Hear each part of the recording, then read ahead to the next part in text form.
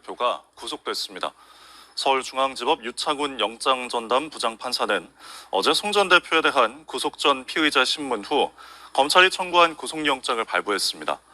유 부장판사는 피의자가 거액의 불법 정치자금을 수수하고 당대표 경선과 관련한 금품 수수에 일정 부분 관여한 점이 소명되는 등 사안이 중하다며 수사 과정에서 확인된 피의자의 행위에 비춰 증거인멸의 염려도 있다고 밝혔습니다. 앞으로 검찰은 최장 20일 동안 송 전 대표를 조사하고 구체적인 돈봉투 살포 경위 등을 보강해 재판에 넘길 방침입니다. 안녕하십니까, 라운입니다. 검찰 국가의 탄생 3부 영상입니다. 윤석열은 양승태까지 구속시키며 대권에 대한 야망이 표출되어 한순간에 보수의 유력 대선 주자 후보로 주목받게 됩니다. 다들 아시듯이 이 소식이 알려진 초창기 때는 고민 중이라는 뉘앙스만 남기며 즉답을 피하죠. 정치인들이 많이 애용하는 노코멘트 전략이죠. 이 순간이 오기까지 한 번의 큰 사건이 더 있었으니 정부에 대한 윤석열 검찰의 항명과 구테타의 성공이었죠. 이 사건은 윤석열이 대통령 후보가 되기 위한 마지막이자 최대의 난제였습니다. 문재인 정권을 위해 일해주던 검찰이 양승태까지 구속시키는 사태까지 가자 청와대가 위기의식을 느끼는 순간에는 이미 국민적 여론과 검찰을 대표하는 윤석열에 대한 우호적 분위기가 청와대의 울산시장 선거 개입 사건과 원전 폐쇄 과정의 불법성 등 문정권의 실정에 더 포커스를 맞춰주는 정치적 양상으로 분위기가 반전을 넘어 판이 뒤집히기까지에 이릅니다. 청와대와 민주당에서는 비록 늦기는 하였으나 윤석열 검찰을 다시 그들의 의도대로 바로잡을 방법을 급히 찾아야 했으며 그 일의 성패는 정권 재창출의 문제와도 직결되는 문제였기에 급하게 판을 다시 엎을 그 누군가가 필요하게 되었습니다. 그것은 검찰을 통제할 수 있는 합법적 절차인 법무부 장관을 통한 검찰총장에 대한 통제이자 명령의 방법이 가장 안정적이며 문정권에 대한 국민적 여론도 신경 써야 하는 상황에서는 최선의 선택일 수밖에 없었던 것입니다. 그래서 투입한 인물이 정치의 젠틀맨 이미지의 조국 법무부 장관 임명이었죠. 하지만 윤석열은 조국이 임명됨과 동시에 그에 대한 반격으로 조민의 입시 문제와 부인 정경심에 대한 빠른 압수수색과 조사로 그동안 고결한 이미지였던 조국의 특권층의 자녀 교육에 대한 풍화시 도움과 표창장 비리, 오촌 동생의 펀드 사건을 조사와 동시에 터뜨리며 조국을 반격 여지의 시간도 주지 않은 채 스스로 물러나게 만들어버립니다. 여기서 우리는 한 가지 사실에 집중해야 합니다. 정권이 검찰에 대한 통제권을 무력화시키기 위한 검찰총장 윤석열의 행보는 그것이 검찰을 위한 것인지 아니면 검찰총장인 자신이 정치적 야망을 위한 것이었는지에 관하여 생각해 볼 필요가 있다는 것이죠. 대통령 취임 후 각 부처의 고위직에 검찰 출신들과 이명박, 박근혜 때의 한물가고 더러운 스캔들과 불법적 정치 행위에 연관된 인물들의 등용과 낙선은 분명 정치 경험이 없는 윤석열의 결단이 아닌 주변의 윤핵관들이나 그들을 그 자리까지 끌어준 우리 보수 원로들의 뜻이었을 가능성이 높다는 것이 사실이죠. 결과론적으로 법무부 장관에 대한 수사와 항명은 그 당시 상황에서는 검찰과 윤석열 자신 중 어느 것에 더 치중하였는지는 명확히 알 수 없는 것이 사실입니다. 대권 후보가 되겠다는 야망에 검찰을 방패막이 삼아 정권으로부터 검찰을 지켜내는 영웅일 수도 있었지만 추미애와의 승부에서 졌다면 검찰총장이라는 권위를 이용하여 자신의 안위와 대선 후보에 대한 야망으로 종결되는 결론으로 평가되었을 것이니까요. 물론 결과론적인 것이 중요하지만 그 과정 속에서 윤석열이 추구하고자 했던 정치적 의도에 대한 평가는 명확히 이루어져야 한다고 생각합니다.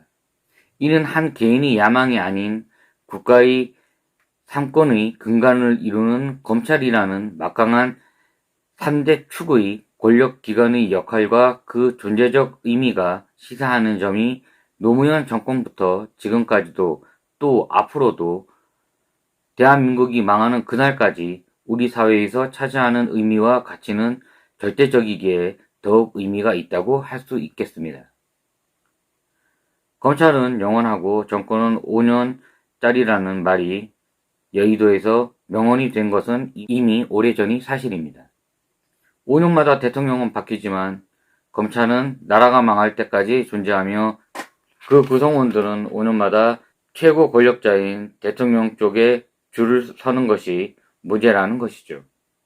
분명 선거를 통하여 대통령은 선출될 것이며 경쟁자들 중에서도 검찰 내부에서의 각자의 성향에 따라 지지하는 후보는 갈라지고 선거 전부터 선거 캠프를 꾸리는 과정에서 검찰과 연관된 인사나 자신들 후보의 친선양적인 주변 인물들의 자동으로 검찰 안에서의 대통령 당선자의 여부에 영향을 받는 고위직들의 운명은 천국과 지옥으로 갈라지는 것이 현실이니까요.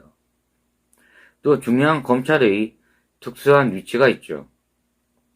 검찰과 비슷하거나 더 우위의 권력과 무력을 가지고 있는 군대나 국정원이 정치에 개입한다는 것은 여론에서는 이것은 단순한 개입이 아니라 정권을 뒤집어 엎으며 쿠데타를 일으키려는 시도로 인식됩니다.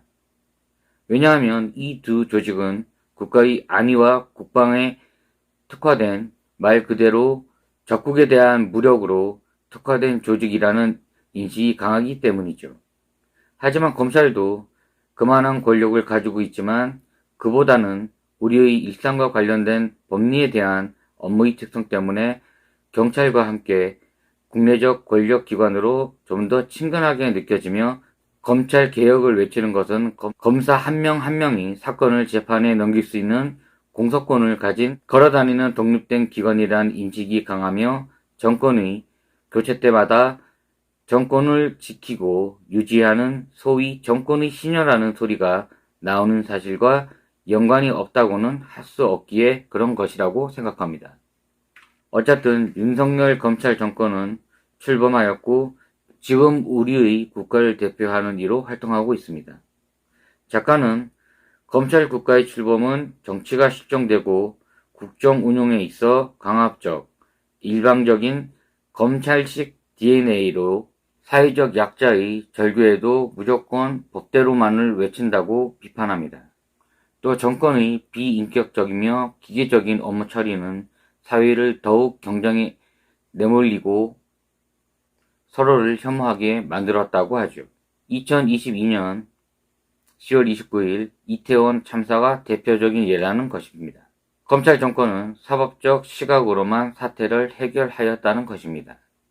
지방자치단체의 참사 대신 이태원 사고로 피해자가 아닌 사망자로 공식 문건을 표기할 것을 공문으로 보낸 것이 인간적인 면으로 접근하여야 하는 국가적 사고에 있어서도 그 파장만을 적게 하기 위한 정부의 노력이 우선시되는 기계적, 비인간적 정책과 행보에 국민들 다수는 경악하였다는 것이죠.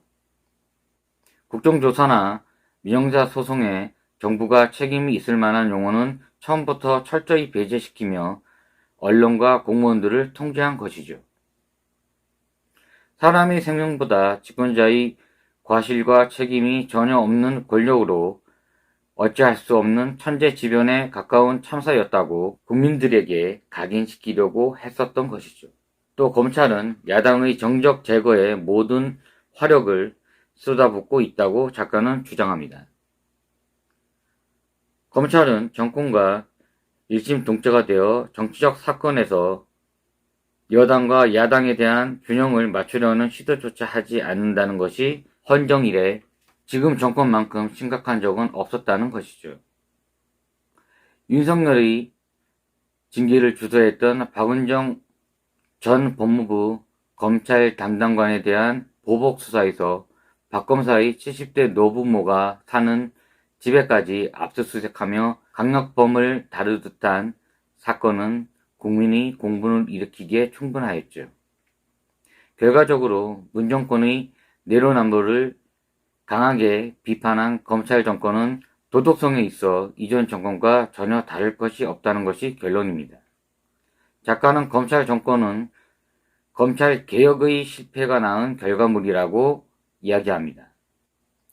정치 경험과 국정운영 철학 부재의 대통령, 검찰 내의 과거 하나회와 같은 사조직 집단이 개혁의 실패의 틈을 운 좋게 비집고 들어와 정치적 권력을 잡은 것에 불과하다는 것입니다.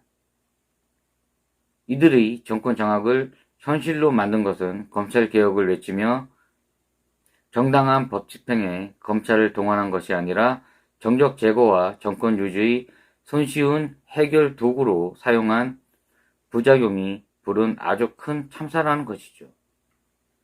검찰은 현 정권이 바뀌더라도 나라가 망하지 않는 이상 존재하며 정치적 독립과 정권과의 관계는 예측하지 못할 정도로 변해갈 것입니다. 물론 자신들이 절대적 권력과 특권은 절대 포기하거나 양보하지 않겠죠. 하지만 이런 생각이 듭니다.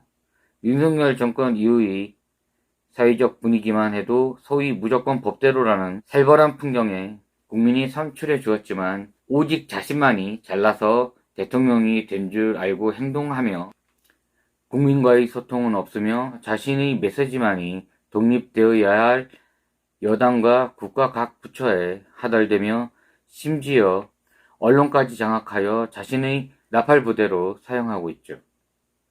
박근혜 탄핵을 성공시킬 수 있었던 것은 국민 모두가 하나가 되어 교복 입은 학생, 생업을 접고 나온 자영업자, 야근을 팽개치고 집에 늦게 들어갈 것을 각오하며 모여든 직장인들 등 한 명 한 명의 손에 들고 있던 촛불의 힘이 모여 박근혜를 날리는 힘이 되었죠.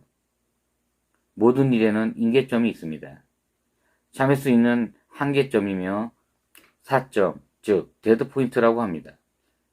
참을 때까지 한계를 넘으면 폭발하는 수치를 의미하죠. 부디 이 정권의 임계점이 남은 집권 기간 동안 잘 유지되기를 바랄 뿐입니다. 내년 총선에서의 중간 상륙표는 이미 개판으로 나올 것은 사실이고요. 라운이었습니다. 감사합니다. 더 좋은 내용으로 다음에 찾아뵙겠습니다.